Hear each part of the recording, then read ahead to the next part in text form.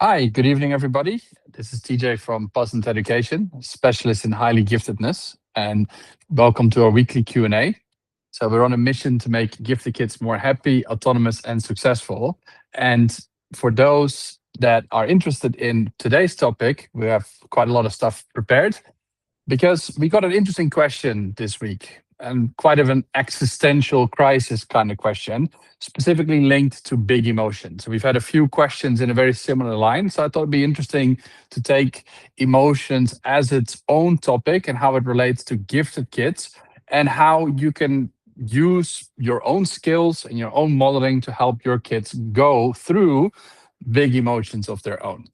Right. So for those that are here and have joined us in this live session at any time, please leave some questions in the chat. I'm more than happy to answer any more questions you guys come up with as we are going through the materials. And I might actually ask a few questions of my own this time around. So keep your hands on the keyboard so we can see a little bit of interactivity in this. Right. So let's talk a bit about big emotions, right? And particularly when it relates to gifted kids, why do gifted kids seem to be so sensitive?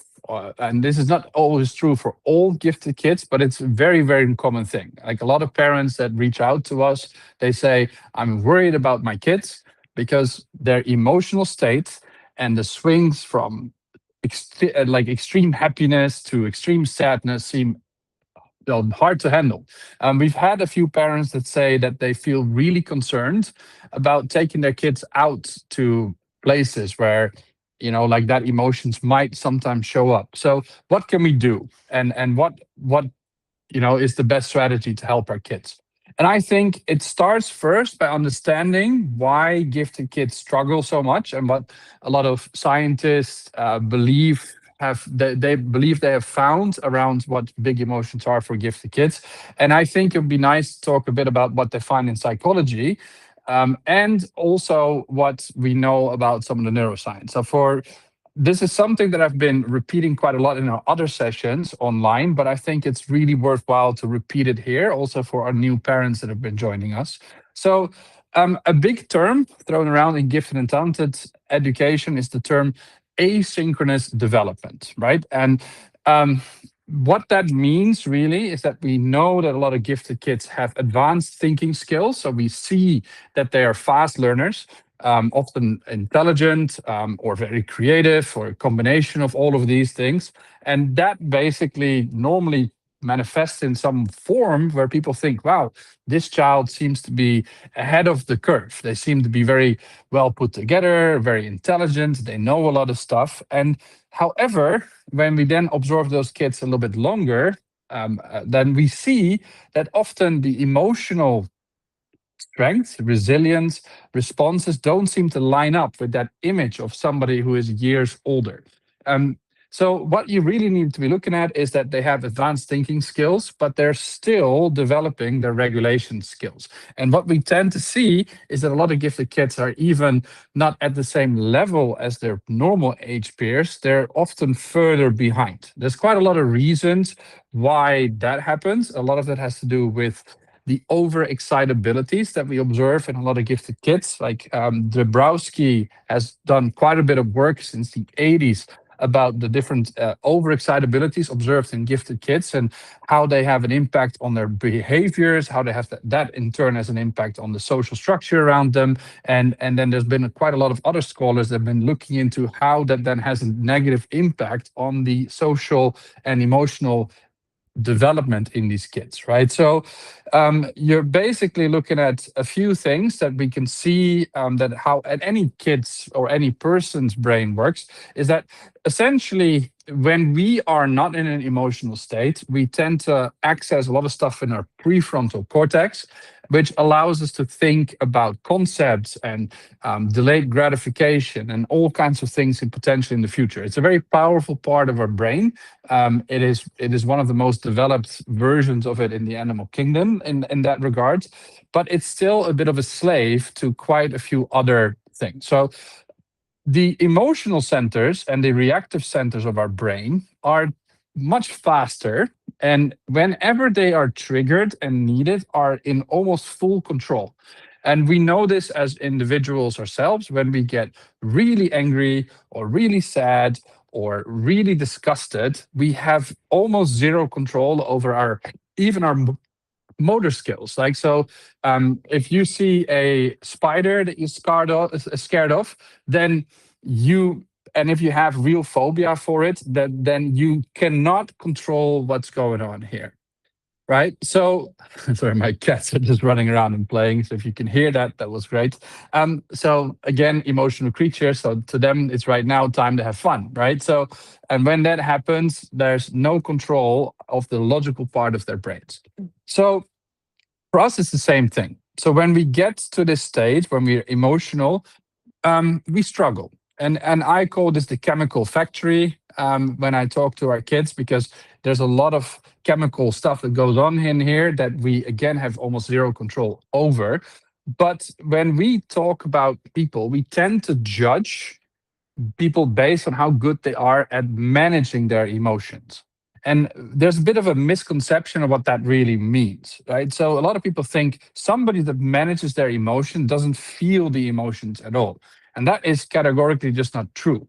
The difference is that somebody is good at managing their emotions is either really good at managing triggers, because that's basically the first thing that happens. A trigger happens somewhere. Now, a trigger could be lots of things. It could be something falling over. It could be like an exam that is coming up. There's thousands of things that can trigger an emotional state. That then creates an emotion.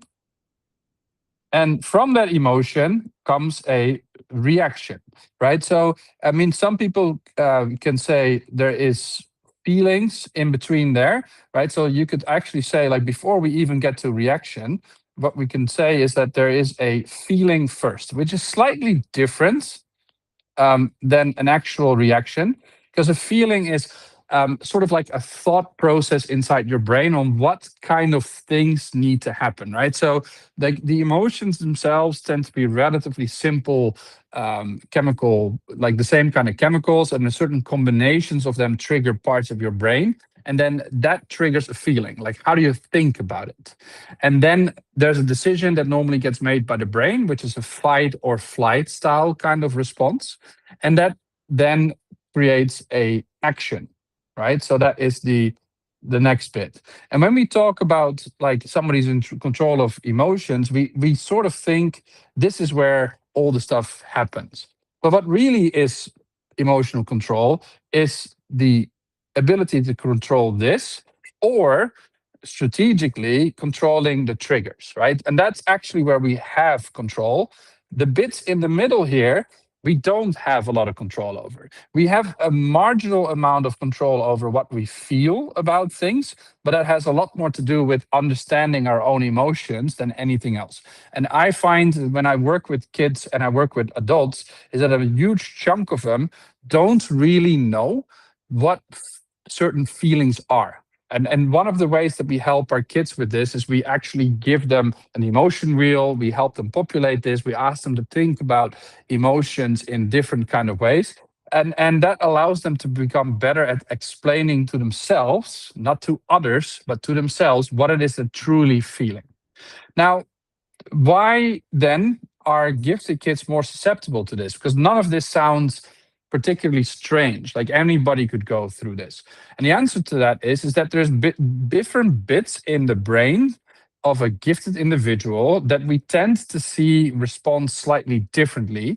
And whilst there is no conclusive evidence that that is direct neurodivergence, there's not a lot of evidence contrary to that idea. Right. And if we start working with them from a neurodivergent perspective, a lot of opportunities open up around interventions that actually work. And like one of the ways that we see this manifest, like we have these things, the overexcitabilities around intellectual overexcitability, so this need to ask for more questions, emotional overexcitabilities, like really strong feelings, and psychomotor and sensory and imaginatory overexcitabilities, they seem to be related to the way triggers are perceived in the brain. And some of the behaviors that Dabrowski mentions are almost like response mechanisms towards particular stimuli that happen in the brain. And when you start understanding that that is kind of what is happening, and that the overexcitabilities are basically actions that are being taken by a gifted individual, you start to understand, oh, maybe we need to give them some help. And maybe we need to stop judging and making statements like that is an angry person. You don't, a person isn't an angry person. A person is some that you would consider an angry person because they let their anger go to the detriment of people around them, is somebody that is not in control of their actions. And when that happens, you can see, learning how to take the right actions is a skill. And if we treat that as a skill, then the interesting bit is like, which other skill in your life would you expect people to learn without actually doing the actual thing? So if you want to learn how to build a house, if nobody here probably has built a house with their bare hands from logs and everything else, that is definitely what we consider a skill. The only way to learn that skill is to do it. And if that then goes a little bit wrong, we kind of are fine with it. Why then, as adults, are we not okay with our kids being emotional about stuff and essentially making the wrong kind of decisions still? And I'm going one even further. There's a chance that the reason that they're acting this way is because they've learned it from somewhere else. Right? So that is an interesting way of looking at like what emotions are. They are a part of you. They are a part of your child. What is very interesting is without any kind of emotions, people are not capable to live. We need emotions to make decisions. There's an interesting study from like a few people in, like very few people, because it's a very rare condition. This is in Italy, like 50 years ago. There were people that, longer now because we're in the 2020s, but basically these were people with specific kind of brain injury that stopped them having real emotions. And these people would starve to death because they were incapable of making decisions. Very interesting study, kind of scary. A lot of stuff around making decisions is basically about the brain trying to preempt decisions, not really knowing what's going to happen, but it's a sort of an attempt to link potential future danger to decisions to keep you safe. And all that is so quick, so intense that it's really unfair when we tell people, right, like they're just not in control of their emotions. And that is not okay for younger kids. You see a lot of people talking about emotional distress being just a form of communication. But for gifted kids, this is more so a challenge because they feel more intensely. And they're also more likely to overthink the problems that it causes. So triggers of anxiety, for example, that are caused by potential future distress caused by something that goes wrong. Fear, and this is very common with related to the topic we spoke about last week, which is how perfectionism could be a problem. So perfectionism is basically the fear of not performing well, doing something, and therefore not letting go of it to the point where you actually start to forego other opportunities. And that particular kind of fear that builds up in particularly gifted kids gets triggered even worse if it externally gets stimulated by authoritarian leadership styles or parenting styles. So that is really, really important to realize that technically a big chunk of where we can go wrong with this is how we as parents deal with it, right? So, other words, yes, particularly for young kids, this is partly your fault as a parent, right? And the good news with that is that means you can do something about it, right? Because that means you have some impact on this. Mind you, though, the further your kids grow up, the more likely it is that the window of it being just you that has this impact on it starts to narrow down. And if at that point some habits have set, it gets harder and harder to correct, right? Which is one of the other reasons why gifted and talented education is starting to try and catch gifted kids earlier and earlier, because we see these adult-sized thoughts and then these lagging emotional regulation skills like happen faster and faster as kids struggle more and more in society, right? But this is the good news. This intensity, this real struggle to deal with emotions, and I just did 23 assessments today with my team. And they're even in those particular like assessments, a few of the kids had this immense intensity of fear and failure. You could see it on their eyes, like trembling lips. Very sad to see that kids go like put themselves through some of it or are experiencing these kind of things. But to me, when the intensity is there, that doesn't automatically mean fragility. And I'm not the only one who says this. Ms. Nyhart is very keen on looking at emotional distress and particularly challenge as an opportunity to actually build resilience, which is kind of nice, right? And it makes a lot of sense. It's very similar to the idea of a spider in a jar, like exposure therapy to fear, so that you can build up resilience enough to overcome it and be a normal part of society. Because being scared of spiders all over the place could be debilitating, like really bad, right? So yeah, so when you look at this particular intensity, that doesn't automatically mean they're vulnerable. The situation around them, though, has a massive impact on what that manifests itself into. What habits are being built that create more and more automatic triggers to particular emotional distress. And if those are negative habits, things that are detrimental to their social development or their academic development, then yes, it could be dangerous and really to the point where we're talking about things like trauma. There's a lot of unresolved trauma among our gifted population that is very obvious with even a lot of parents I talk to, but it's also very obvious for me with a lot of the 15, 16-year-olds, particularly the girls.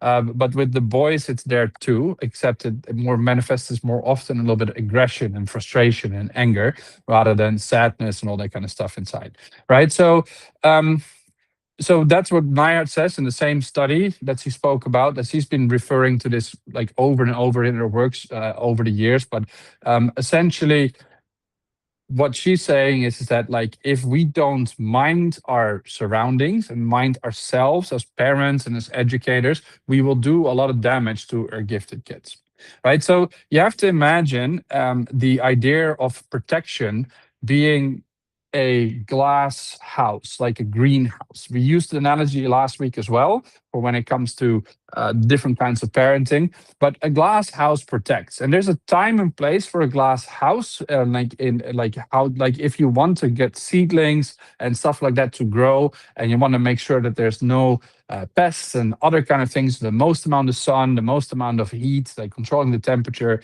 like at a very early stage, it is actually really good. And during baby infant time, like we take this very extreme as mammals because we don't even give them water, because that used to be a death sentence for our babies, right? So everything was breast milk only. That's the only thing for years that kids could drink. And there's some interesting like works in historic perspective that people were breastfeeding kids up until they were 4 years and plus old, right? So like we frown on that now, but there is some merit for it at that point. The reason why we frown on it now is because dangerous drinking water is really rare. So it's really not that necessary anymore. But the biggest thing about too much protection is that actually what you're doing is you're creating more fear. Right. So it's important from a strategy perspective that when you create too much protection, you instill more fear. And we even know in some studies that the impact of I call it curling parents, where you polish the eyes and you basically try to flatten the whole area in front of them, take all discomfort away, take all challenge away, and often blame the world for everything that could go wrong, and mention that to the kids as well, by saying like, like, it's not your fault, they're not nice to you, the school is not working for you, all these kind of attitudes, and they come from a place of love to protect this child. But what we see neurologically is that these kids have elements of trauma that is even more intense than sometimes domestic abuse. And that sounds crazy, but the idea is that this prolonged state of fear that these kids are subjected to really do a number on their habits, and basically make them feel helpless, drops their happiness states immensely, and as a result, they build up trauma responses, which really is obviously a bad thing. And particularly, a lot of this stuff is centered around like how things happen in school, right? So that is really a thing that I can't stress enough. Sometimes protecting your kids and too much is the cause for that emotional distress. And then just imagine that for gifted kids, this process is a lot more intense, to the point where parents basically allowing this style of parenting have almost just as much negative impact as parents that are too strict and almost abusive, right? So keep that in mind. So what do we need to do is practice. Like, the kids need to practice. And that means safe challenge. Safe challenges in this can take lots of different forms. Young, risky play, hurting themselves, being okay with like scrapes and so on. I've got a very good example of a boy that and he was on the he was or he is twice exceptional on the spectrum, and extremely scared of everything around him, to the point where if he would fall over at the age of like 7, 8, he would cry uncontrollably, and particularly if he see some blood, right? And in this particular situation, boy fell down, and the way that we helped him see, like, oh, like almost talking about what blood does, how it clogs, and how you can clean it, all that, like create that experience, but see that it's okay, it's a safe a bit there. And then basically he fell again a week later, and because he went through that particular situation before, he dusted himself off and he was fine, right? So like two same boy, 2 weeks apart, one where he was uncontrollable, and he's been like that in situations in house, like in shopping malls and you name it, to now, and you should see this boy now, like he's no longer faced about anything, right? So like just that practice, being able to create that safe space for them, super important. Now, the practice needs to come with support, right? So that doesn't mean let the kids be. You have to sometimes allow for some help, some pushing, some boundary setting as well. Like the idea being you being more of a mentor than anything else, but trying to get them to push themselves. And we call that scaffold building in education. But again, this guided support needs to be them doing it, not you doing it for them. Really important. And it's kind of magical. Like, I sometimes in my own classes sometimes forget that the point isn't the project the kids do, but the process that we get to it. And then we try to get the kids to like make it look nice. And I can guarantee you a ton of teachers do this. When you look around some schools and you see this amazing work, right? And it's like, it looks all great. And they're like, but then I need you to ask yourself, when you look at these bits of amazing work, how many of them are literally just the same thing over and over? Are they really like scary things that the kids did? Because if all of the kids managed to actually get it done, it means that it was probably not a challenge for a huge chunk of them. And when you're a parent of a gifted kid, that's probably where a lot of your kids sit. Now, if this is around creative, like stuff like making certain drawings and things, it doesn't look like it's a bad thing, but be surprised when I do a test with my kids. So in the assessments, we do these drawing tests for them to see like how creative they are, and how many of the kids, when they're doing this drawing, are just like, oh, I'm not good at drawing. Oh, I'm not sure. Like I've had kids like just erasing things, and we don't tell them that there's a grade or anything else, but they're so self-conscious about being scared to make something of their own that, like, it tells me a lot about where they are. Like, it's very likely that they're way too much in this protection zone and not enough in this support zone, right? Because if you do this right, you let them fall down, you let them get hurt, then the resilience will come. And eventually, that pathway to the big city, like the El Dorado, we call it in some of our parent sessions, is something that eventually your kids need to walk by themselves. When we ask parents, like, okay, where do you see your kids now? And it's always this focus on small behavioral things. They're not in control. They don't make choices. They're scared. They're frustrated. Little things set them off. And then you ask them, okay, 20, 30 years from now, what do you want your kids to be? And what do you want to see? Almost all of them say, I want to see a happy person that is in control of themselves and, like, really confident and so on. And you look at, like, what the difference is between where they pick on little things that have almost nothing to do with that end goal itself. You start realizing how much of a time you can be wasting on trying to manage micro things instead of trying to get these kids towards emotional resilience. Because it is one of the biggest skills you could learn. If you're emotionally resilient, you're not likely to get distressed. You're much likely to get high risk, high emotional stress kind of jobs, and they pay more because there will be not that many people that can actually deal with that kind of in stability, right? So it is, if you're talking about the purpose of education being to have a good future, which is, and there is a pathway through certain kind of universities and high scores. I get all that. That is definitely not something we can completely ignore. But at the end of the day, if they come through all of that scared to make their own choices, then what's the point of spending all that money on some of the Ivy Leagues, right?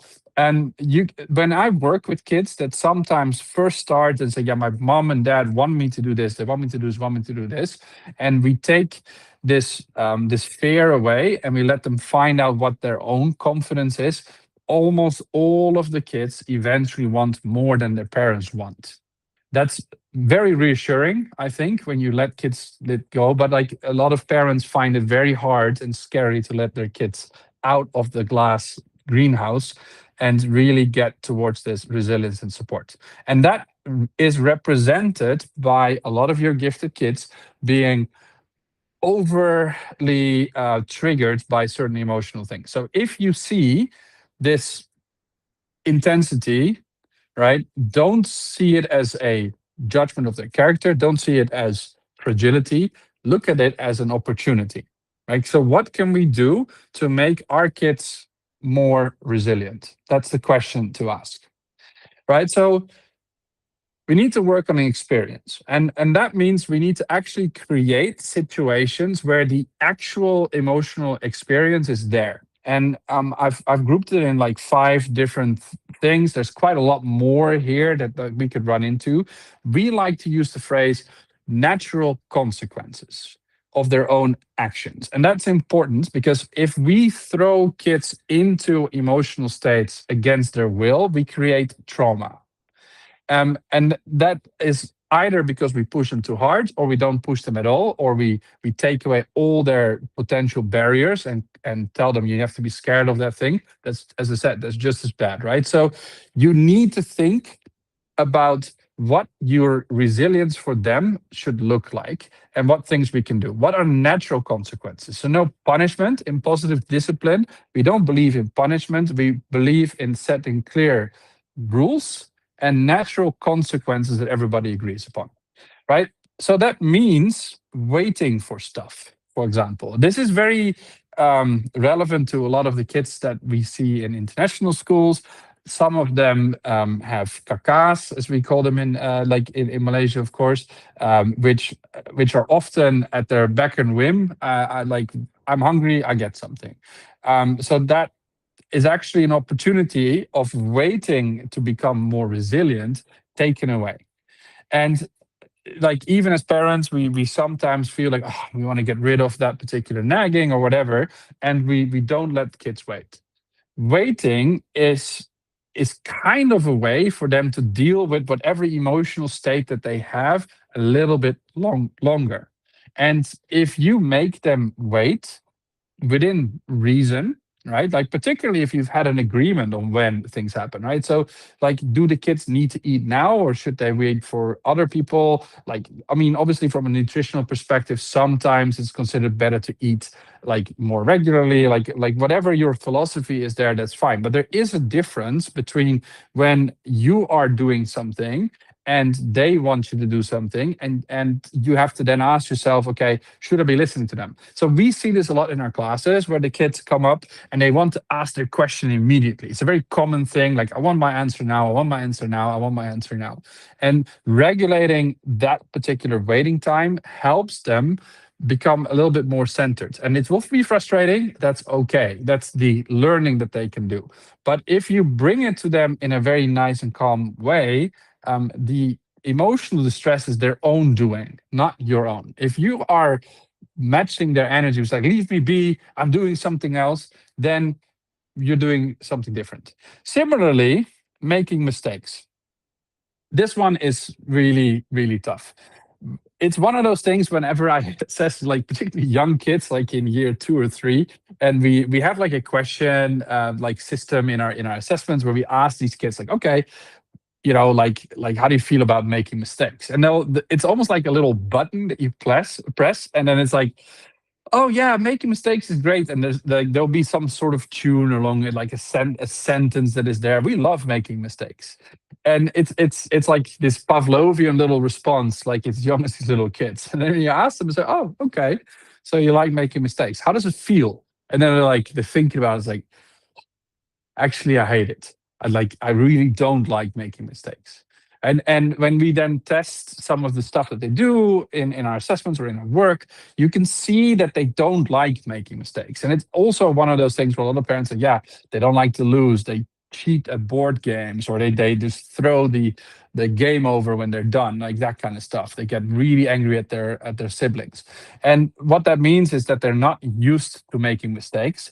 And there's a little bit of an important bit later for you as a parent to realize, when you really want to think about how can we help these kids.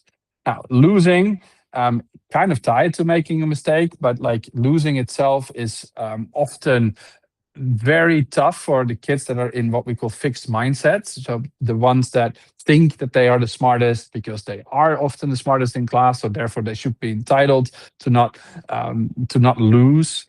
Like, and like that could be against even adults. So this is really a difficult one. Uncertainty, not knowing an answer, is something really tough for gifted kids that they need to get to work on. And then, of course, the final one, which is disappointment, which can apply to a lot of different things, particularly if they have high expectations, right? Um, so when again, like if you treat these as problems to solve, you're denying your child the ability to go through that particular emotion and then work with it. So again, don't take it away. But we do need to do something with it to make sure that the kids are learning from it.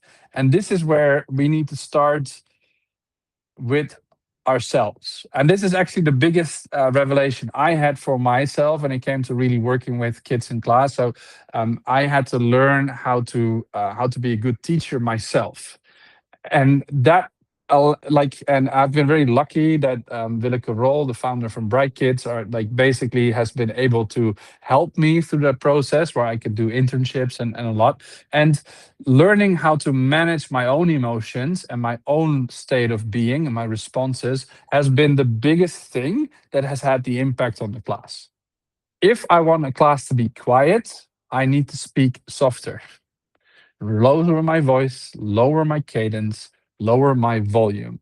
And then all of a sudden, kids start listening.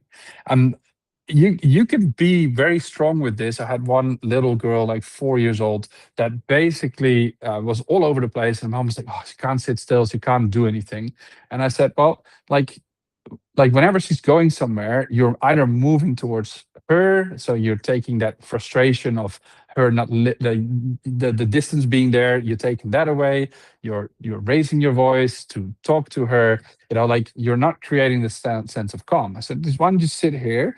And I just started saying very softly, like, hey, like to the girls, like, hey, what can you come here? I need to do something. And she could barely hear me.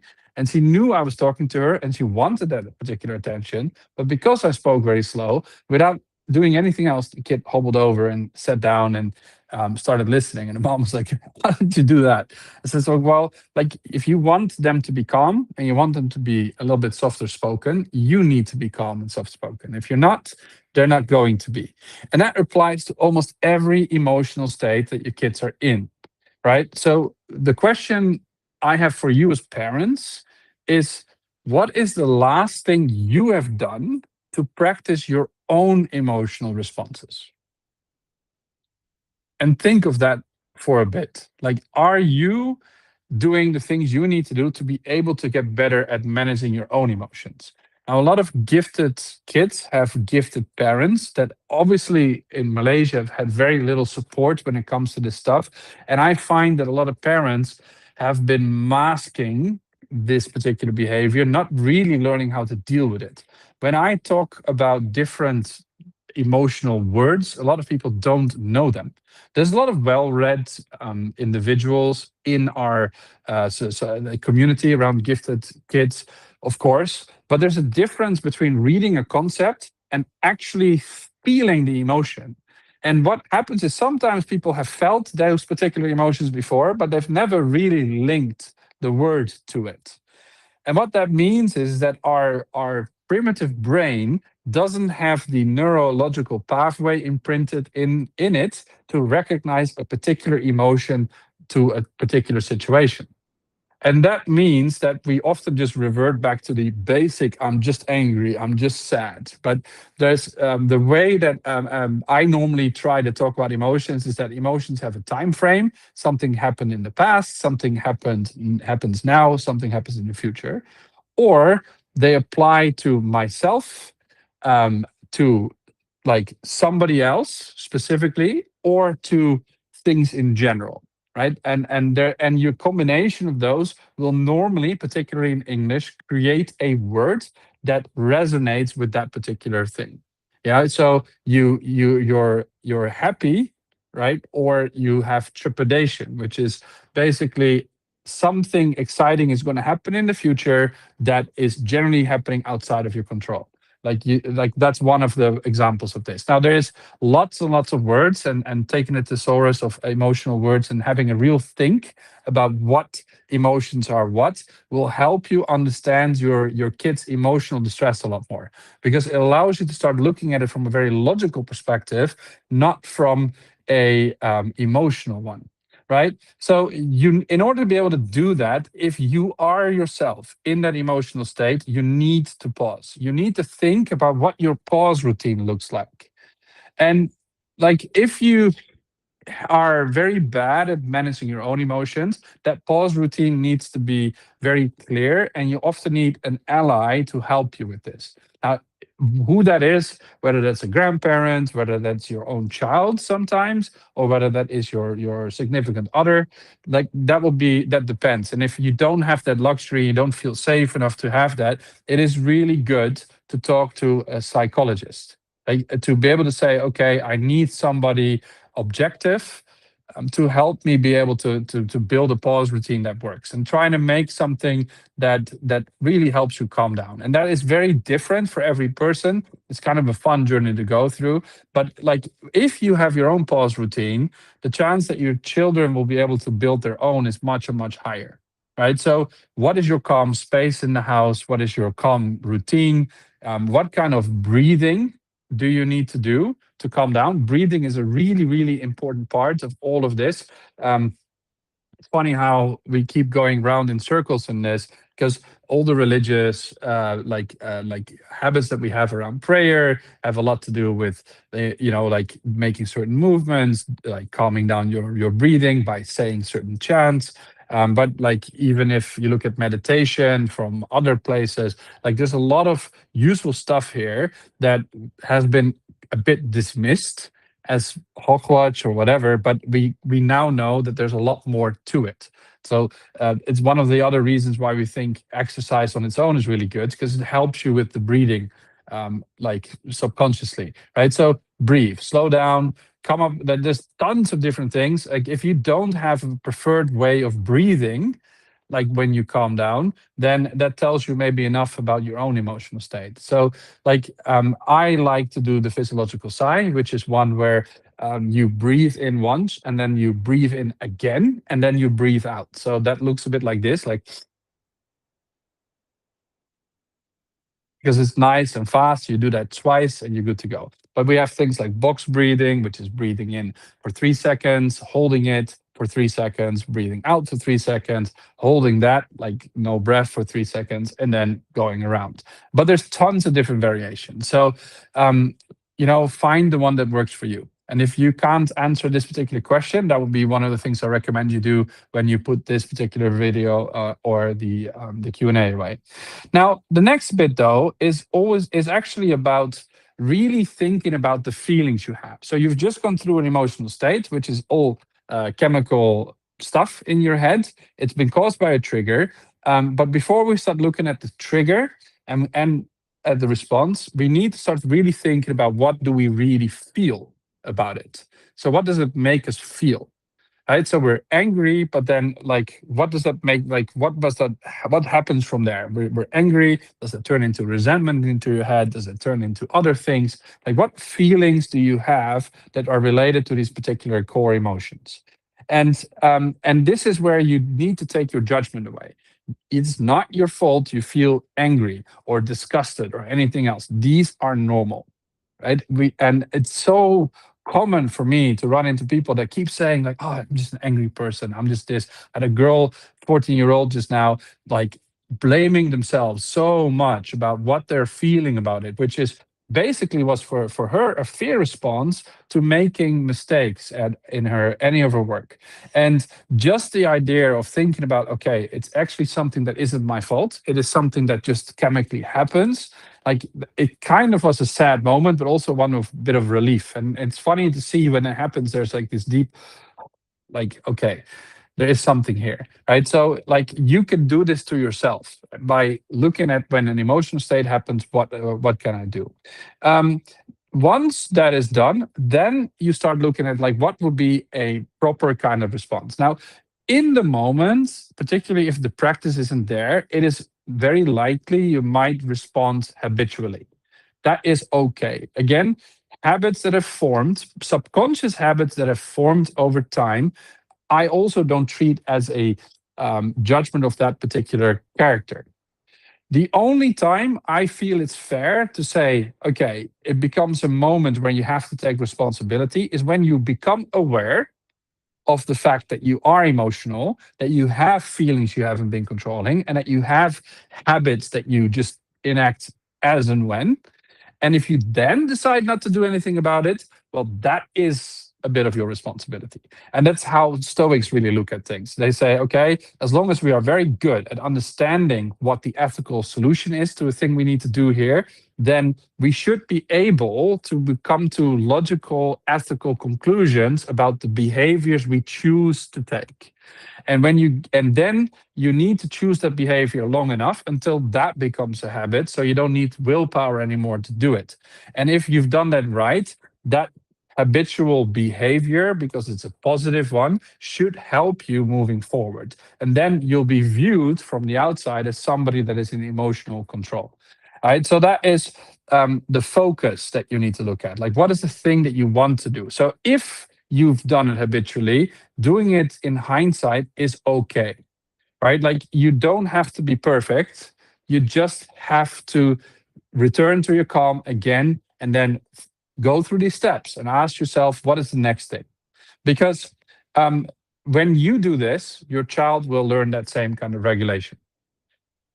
And like you cannot make kids stop an emotion. Stop crying doesn't work.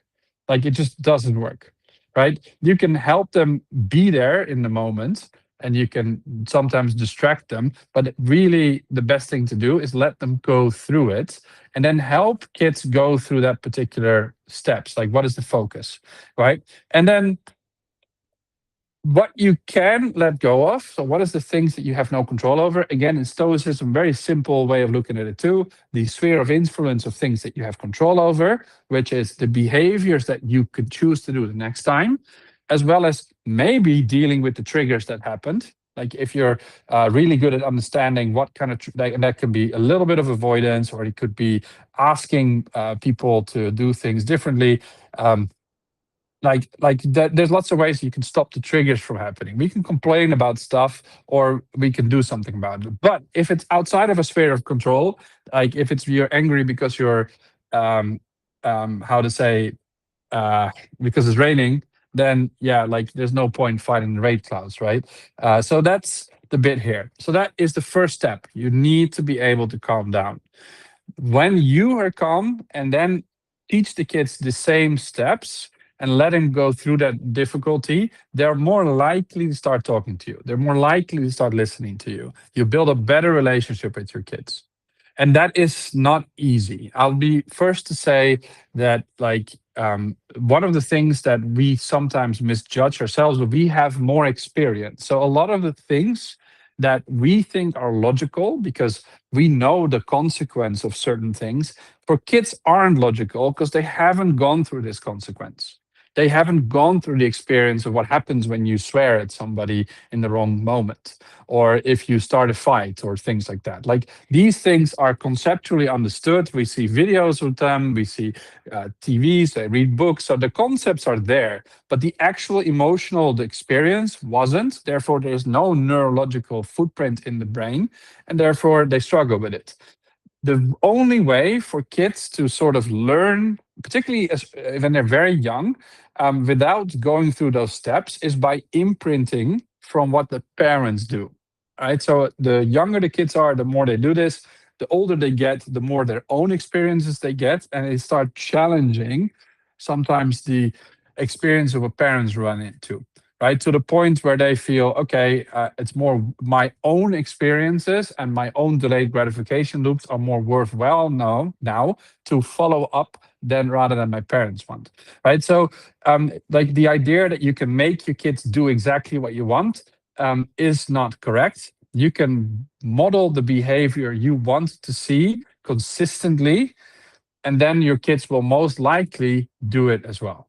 Like, that's the best shot you have, which is why in positive discipline, the discipline is for the parents. You have to be consistent about this, not just do it once a week all the time. And that is tough. That is really tough, which is one of the other tips that I can give. Pick your battles, right? Don't do everything all at once. Pick one thing, focus on that. Until that becomes habit with your child, go to the next. Go to the next. This is more important if you have a child that what we call strong-willed, but it's equally important with any of the other kids, right? So your kids are young, vibrant, they have a lot of energy, right? They can beat you based on stamina. What you need to do is you need to pick the strategy so that you can win the battles that matter. And then if you win those battles that matter, you don't have to keep repeating. And if you pick the right ones, they'll probably have an impact on some of the other behaviors around you. And then eventually you'll win the war, in a sense, right? Until they start taking care of you and they're on their own path. And maybe you need to start listening to them. But that's a whole nother story, right? So that is the real secret here: getting calm yourself. If your kids are not calm, there's a good chance you are not calm. Right. So what is it that you could learn from that experience? Like, treat it as a learning experience as well. Makes it a lot more fun. And then see how much of an impact that could have in your professional career, to be honest. And what that trigger is, I've had some parents that I advised, that gifted parents that were so involved with their kids, and said, why don't you actually start looking at doing some more work yourself? Because actually what I think is you're understimulated. Therefore, you're more anxious than you need to be, because you probably want more. And maybe your kids are picking up on this. And that's also sometimes an interesting thing to ask, like, okay, like particularly for the parents among us that are gifted themselves, are you understimulated?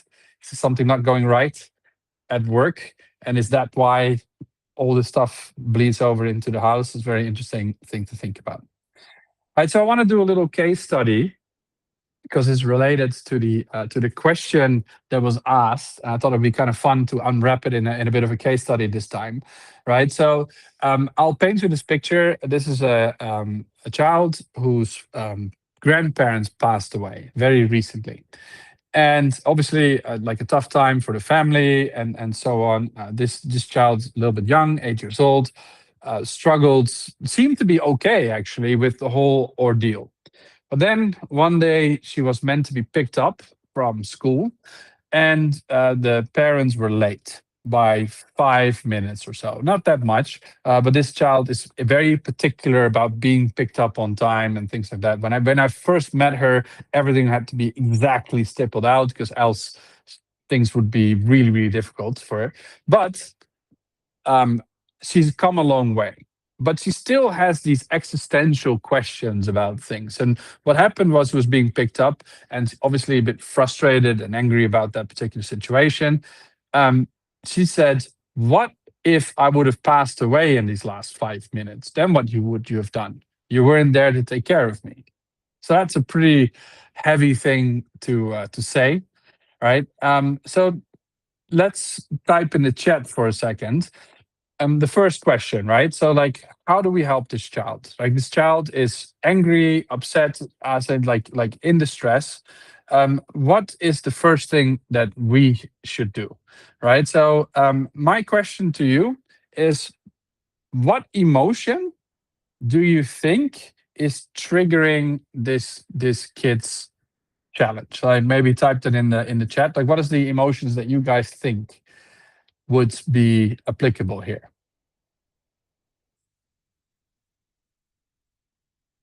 Let's let's see. If you want to just like speak into the mic, you can too. And Fatia, I would ask you to join in this one as well.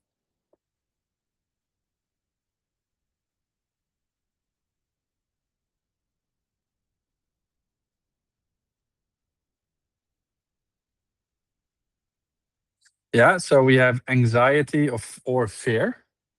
I think that's a very, very good start. Right. So um, fear being one of the core emotions. See what other emotions we can come up with. Right. So anxiety is generally something used for um, a type of fear for something that is happening in a prolonged way, right? So something makes me anxious over time, like an exam that keeps coming back and things like that. Often linked to like consistent lack of being able to do something correctly. That's where anxiety tends to come from, right? So would we think that anxiety would be the right word for this one? It's an interesting one. I like fear, like obviously being scared. Um, how about grief? Would that be some of the emotions that go on in this child's head? And to me, when like one of the things when we have gifted kids like this girl, for example, and I know how intelligent she is and how quick she learns things and how far advanced is she with a lot of things, is that like I think when the parents are looking at this and they go, okay, why is that such a big thing to say? Like you just said, like, what if I would have died if in that 5 minutes? Like there's obviously fear of death, but I think maybe there was a bit of a misunderstanding of how far she had actually worked through the other parts of those emotions. So and grief is one of those really interesting ones. It is a really, really strong emotion. Grief is such a strong emotion that we've ritualized how to handle deaths in families. There's almost nothing else that gets so heavily regulated, like in terms of like what kind of ritual steps we have to go through, except for when somebody passes, particularly if it's somebody that passes that has a lot of family members or it's very close. Um, And my theory here is that is because the emotion itself is so strong, and grief is a sense of loss, so a fear of loss, sometimes woven with lots of anger and resentment for things that have not come to pass, or it's a lot of self blame for things that you should have done but you haven't. Like, it's a really, really complex state of being. And we tend to think that these kids should be okay with that, and it's very likely that this particular child has no clue how to respond to all of this. So my first question to this parent was, like, well, how, or would be if this would be a different situation, is like, well, um, how have you yourself dealt with the loss? And in this particular situation, what was very interesting is that I actually felt that the parent in question might have actually been trying to reflect away from their own feelings and stuff, because I said, like, oh, like your grandparents, like her grandparents passed away. Is it like your mom or dad, or is it like your wife's mom and dad? And he said, no, it's mine. So I asked, are you okay? And there was no reply to it, right? There was like, no, no, it's okay. Like, let's talk about my girl and how she responded. And that tells me a lot about, like, what I said. It's like, did you pause? Did you take time to breathe? Right? Because it could well be that because of that lack of modeling of how to deal with that particular emotion, this child has no clue how to deal with it too. And from what I know, it's one of the first actual situations where we're talking about a loss of a family member like this. Some people nowadays are very blessed to not have had a lot of deaths in the family, and that's actually quite common. It's very rare for a lot of our kids to have gone through that particular state. I had another boy in another class like that also was there, still in school, and halfway through some of the emotional stuff that we're doing, he said, "I can't really do this anymore. I don't know how to deal with it." Like, I don't think this child should have been in the classroom to begin with, but sometimes, like, we stop asking our kids, like, should you be there? There's definitely not a single thing, academically speaking, that child was learning in that classroom. There's no reason for the kid to be there, right? So if it's about, like, just missing a little bit of school or a little bit of the convenience, whatever that is, I can't say, but it tells me a lot about, okay, what is the real feeling? So what is the real feeling you as a parent should have felt? And then the conversation, the ask about this, could be very different, because it's very likely that in this particular situation, the anger of being having to wait, which is something that she struggles with anyways, just took away the defenses against some of her behavior responses around other things, right? So it's a combination of both. And then, like, with gifted kids, these thoughts around, like, okay, what if I died? What if I, like, to be honest, like, these kind of questions are very common. Like, it's actually a lot of very common that a lot of people think about death and what would happen in a lot of situations. Now, this is not uncommon for non-gifted kids, but again, for gifted kids, this is more intense. Right. So the second question was just like, okay, like, what did you do to help her calm down? And there was not much of an answer there either yet. And the big thing with that is that, like, if that's a question that is there, so okay, I can see you're upset. Like, do you need me to sit down with you until you feel a little bit better? And then if you want to talk about it, we'll talk about it. If not, we'll move further. And again, like, sometimes when you ask the questions like, do you want to talk about it, with an 8-year-old that has never experienced grief before, the real question would be, like, should you be asking her like deep questions about how you should feel um about, like, a loss of a family member like that, or should we just model the right kind of behaviors? And again, this is why I think funerals are a very interesting concept in humans, because like we go through all of these steps, and and because we probably have told like you have to be very respectful and all these kind of things, they're it's a great opportunity to really model that kind of behavior. So like if you're looking at this situation, loss of a family member, I was told that the actual parent grandparent was quite close, you should really ask yourself, is why is that, like why is the child in school? Is that really necessary, or would it be better if she could be part of the grieving process? Right. So that is basically the empathy I would like to bring up when it comes to like gifted kids.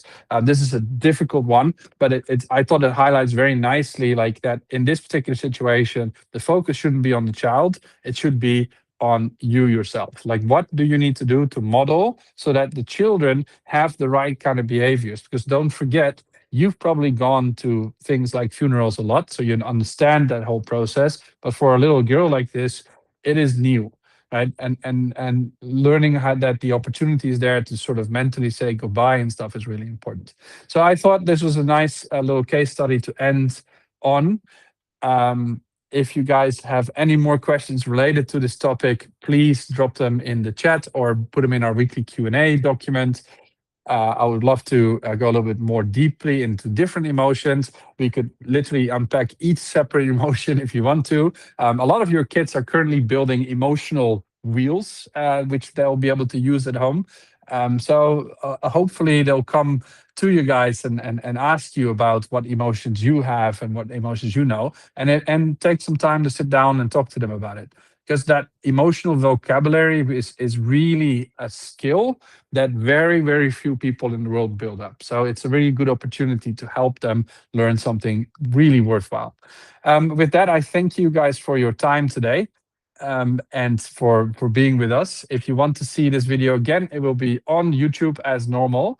And I'm looking forward to seeing all of you live very soon in our schools or at the camp that is coming up at the end of this month. So thank you very much and have a great evening, everybody.